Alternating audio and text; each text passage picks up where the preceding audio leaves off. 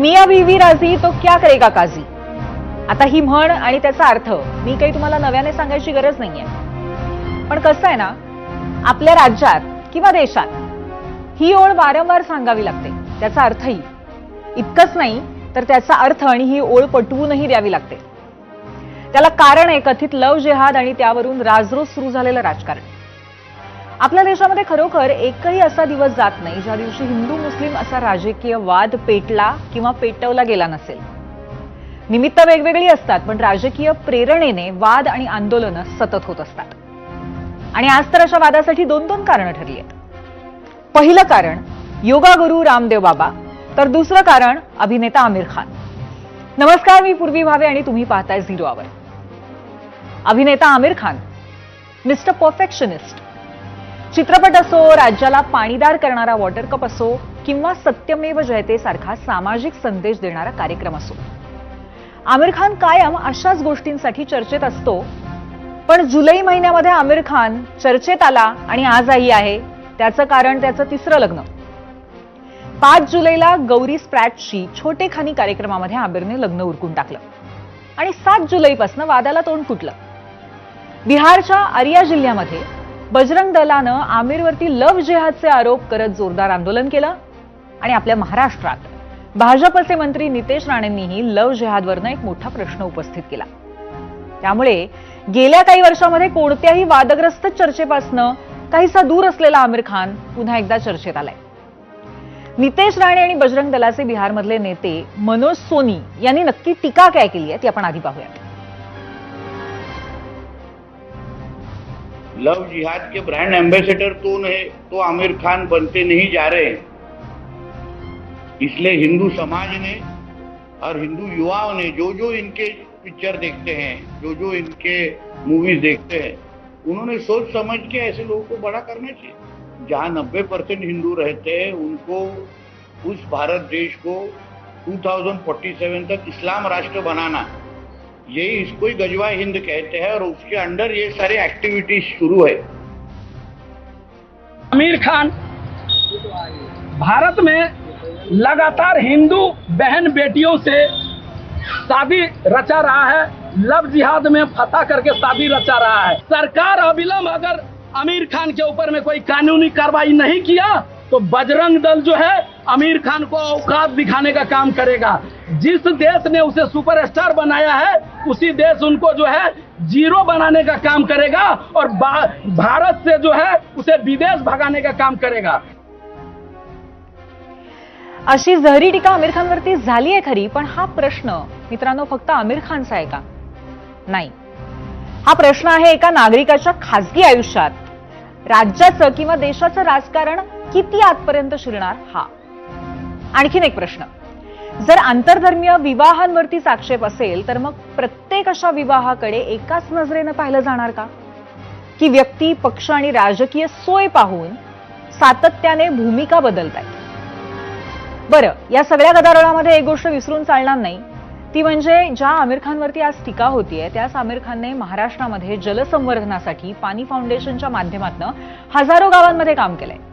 दुष्काळाशी झुंजणाऱ्या शेतकऱ्यांसाठी मोहिमा राबवल्यात आणि त्या उपक्रमाचं त्या काळामध्ये राज्य सरकारने प्रचंड कौतुकही केलेलं होतं। मग आज त्याच्या आयुष्याच्या एका वैयक्तिक निर्णयावर त्याची ओळख ठरवली जाणार का? यासह अनेक प्रश्न आहेत आणि त्यावर आपण चर्चा करणार आहोतच। पण सुरुवात करूया आजच्या आपल्या झिरो आवरच्या पहिल्या प्रश्नानं आणि तो पाहण्यासाठी जाऊयात पोल सेंटरला।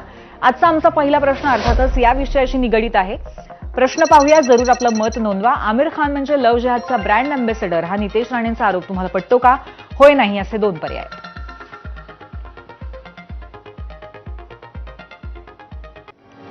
आता नितेश राणे म्हणजे हिंदुत्वाचे सध्याचे पोस्टर बॉय। त्यांनी लव जिहाद सारख्या मुद्द्यावरनं राज्यामध्ये अनेक वेळा हिंदू जन आक्रोश मोर्चे काढले, ते तुम्हाला माहिती आहे। त्यावरनं काँग्रेस आणि विरोधकांनी कायम त्यांच्यावरती टीकाही केली आहे। धार्मिक ध्रुवीकरणासाठीच नितेश राणे अशा मुद्द्यांवरती बोलतात, टीका करतात, नसलेला मुद्दा मोठा करतात असा पलटवारही त्यांच्यावर होतो। पण नितेश राणेंनी आमिर खानलाच का टार्गेट केलं असेल? तर त्याचं सर्वात सोपं कारण आहे ते म्हणजे आमिरची लग्न। या संदर्भामध्ये आणखीन माहिती आपण घेऊयात मीडिया सेंटरला। मी काय म्हणते ते तुम्हाला खरं तर माहिती आहे।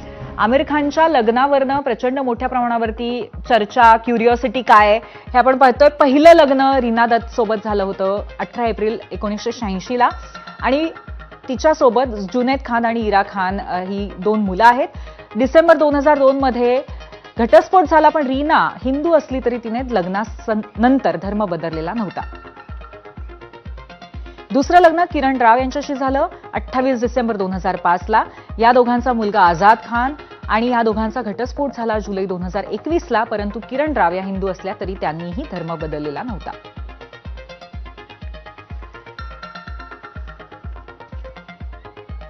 आणि आता आमिरने जे तिसरं लग्न केलंय ते गौरी स्प्रॅट यांच्याशी आहे, ज्या ना हिंदू आहेत ना मुस्लिम, त्या ख्रिश्चन आहेत. गौरी यांचे वडील रॉबर्ट स्प्रॅट आहेत, तमिळ ब्रिटिश वंशाचे, आणि त्यांची आई रीटा स्प्रॅट पंजाबी आयरिश वंशाची आहे. पण कसं आहे ना की या सगळ्या गोष्टी याच्यावर अवलंबून असतात की गोष्टीकडे बघायचं कसं, आणि हे प्रत्येकावरती अवलंबून असतं. आता हेच बघा ना, जेव्हा आमिर आणि पहिली पत्नी रीना यांच्या मुलीचं लग्न होतं तेव्हा आमिर आपल्या दुसऱ्या पत्नी किरण राव यांच्यासोबत उपस्थित होता. वडिलांच्या सगळ्या जबाबदाऱ्या त्याने पार पाडलेल्या होत्या. आमिरची मुलगी आयराचा नवरा सुद्धा हिंदू आहे. आणखीन एक गोष्ट, जेव्हा आमिरचं तिसरं लग्न होतं तेव्हा त्याच्या पहिल्या दोन्ही पत्नी, त्यांची मुलं सगळी मंडळी उत्साहात तिथे होती. आमिर खान यांच्यासोबत त्यांचा संपूर्ण परिवार होता असं म्हटलं तरी चुकीचं ठरणार नाही. पण जसं मी आत्ताच म्हटलं की एखाद्या गोष्टीला कसं पाहायचं हे प्रत्येकावरती अवलंबून असतं. खरं तर पाश्चात्य सेलिब्रिटीजनी अशा पद्धतीची सिरियल मॅरेज केल्याची असंख्य उदाहरणं आहेत. पण असं असलं तरी नितेश राणेंनी जो मुद्दा उपस्थित केला तो म्हणजे जबरदस्तीने धर्मांतराचा. म्हणूनच की काय देशातल्या 12 राज्यांमध्ये धर्मांतर विरोधी कायदे आहेत. यावरती सुद्धा आपण एक नजर टाकूया, कोणकोणत्या राज्यामध्ये धर्मांतर विरोधी कायदे आहेत आणि कदाचित हेच राजकारण या सगळ्यामध्ये कुठेतरी जबाबदार आहे का. धर्मांतर विरोधी कायदे उत्तर प्रदेश, मध्य प्रदेश, हरियाणा, गुजरात या राज्यांमध्ये आहेत. उत्तराखंड, हिमाचल प्रदेश, झारखंड, छत्तीसगड, ओडिशा, अरुणाचल प्रदेश, कर्नाटक आणि महाराष्ट्र.